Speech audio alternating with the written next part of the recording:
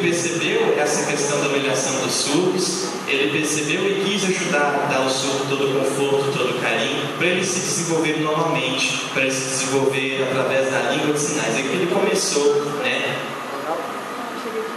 fazer essas reuniões, fazer esses encontros com os surdos para desenvolver a língua de sinais e ensinar em outros lugares. No Rio de Janeiro, aqui no Brasil, foi fundado o INPES, que é o Instituto Nacional de Educação dos Surdos. E lá, os surdos também passaram a adquirir essa língua de sinais. Às vezes confundiam as pessoas, os surdos tentavam falar e não davam certo, e as pessoas riam, porque ele tinha uma projeção da voz diferente dos ouvintes. Aí primeiro eles usavam os aparelhos de audição, os aparelhos, depois veio o implante coclear. O implante coclear que a gente vai falar, porque depois o Felipe vai falar.